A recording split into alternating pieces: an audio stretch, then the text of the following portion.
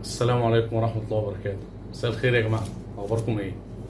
في سؤال أو مسألة جدلية كده وناس كتير بتقعد تتناقش فيها. هو فكرة وهي مسألة تستحق يعني الاهتمام الصراحة. هو احنا بندخل ولادنا مدارس خاصة ليه؟ أنت بتدخل ولادك مدارس خاصة ليه؟ أو أنت نفسك تدخل ولادك مدارس خاصة ليه؟ واللي بيدخل ولاده مدارس خاصة بيدخلها ليه؟ واللي بيدخلها حكومة بيدخلها ليه؟ وهل كل اللي بيدخل مدارس خاصة هو مقتدر ماديا؟ وهل كل اللي بيدخل مدارس حكومة هو غير مقتدر ماديا؟ العيال لما بيدخلوا مدرسة خاصة بيطلعوا من الأوائل؟ ولا هم بيبقوا في بيئة أنظف؟ ولا الفكرة فكرة مستوى اجتماعي؟ ولا مستوى مادي؟ ولا مستوى أدبي؟ ولا الموضوع منظرة ومظهرة وفشخرة وعشان الوسط اللي احنا عايشين فيه وعشان قدام اصحابي وقدام اهلي وقدام. طيب انا شخصيا من الناس اللي كانت بتهتم بالموضوع ده قوي يعني وكنت دايما عندي اراء معينه في الرد عليه يعني. انا مش هقول لك رايي الشخصي في بدايه الفيديو، ممكن اقوله في الاخر، انما انا قلت طب ما نستعرض مع بعض اهم العوامل اللي ممكن تكون بتخليني ادخل خاص او حكومي. اللي هو باختصار كده هناخد كام عامل. انا لخصت الموضوع في 9 او 10 نقاط رئيسيه، لان احنا مش هنقعد نتكلم كتير عن الموضوع. 9 او 10 نقاط رئيسيه سريعه جدا، هي ممكن انت توصل منها في الاخر اصلا لانك تدخل ابنك حكومي ولا خاص، وانت ما بتدخلوش ده او ده ليه.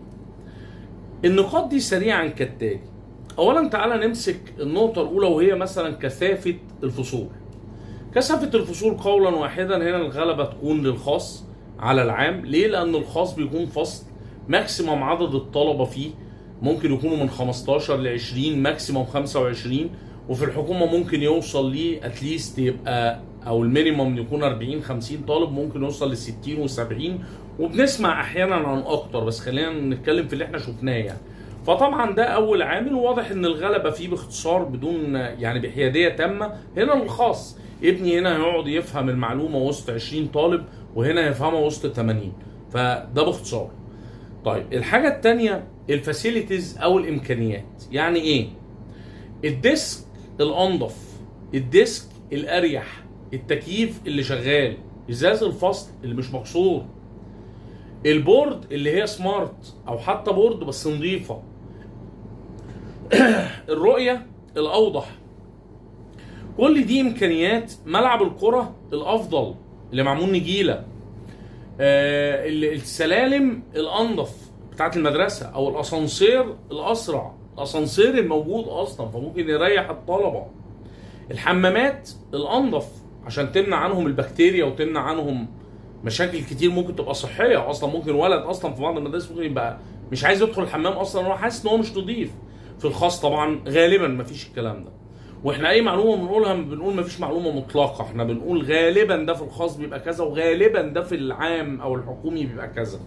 فطبعا الخاص فاسيلتيز وامكانيات، بورد نظيفه وسمارت غالبا، وقاعد على ديسك نظيف، وازاز مقفول في الشتاء يمنع البرد، وتكييف شغال في الصيف يخلي الجو رطوبته كويسه، فبالتالي هو يقدر يستوعب اكتر ومش قاعد ينشف طول الوقت بمناديل يعني. فطبعا ده البند رقم 2. طب البند رقم 3 المناهج مش هتختلف، حكومي زي خاص. المنهج كمنهج، الكتاب ككتاب، الجزء اللي هيتدرس كجزء هنا هو هنا، ما يفرقش بين الاثنين اي حاجه طبعا. فمفيش غلبه للتاني واحد على حساب التاني.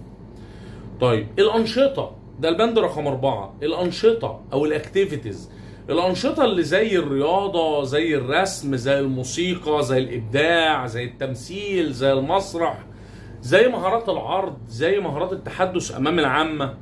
طبعا انا بيتهيالي هنا الغلبه هتكون للخاص، لان عندها مسرح مؤهل لده، ممكن يكون عندها مدرس بتاع انوفيشن او ابداع مؤهل لده، ممكن يكون عندها ورشه تمثيل مؤهله لده، ممكن يكون عندها ملعب كوره او او تراك ركوب خيل او بسين او حمام سباحه الولاد ينزلوا يتعلموا فيه سويمنج او فطبعا غالبا برضو الخاص هيبقى لده.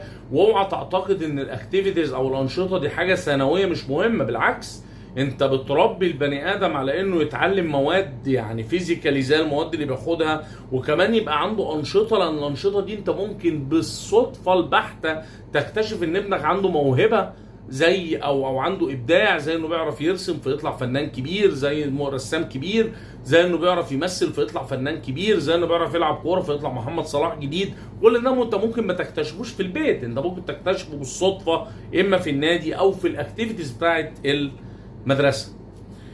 البند رقم 5 المدرس وتأهيله ونفسيته والعوامل اللي متوفره له. هو ده يفرق؟ طبعا، ما المدرس هنا هو هنا، بس ممكن يبقى في الحكومه قاعد وسط 50 مدرس تاني في اوضه واحده، ممكن ما يكونلوش كرسي يقعد عليه.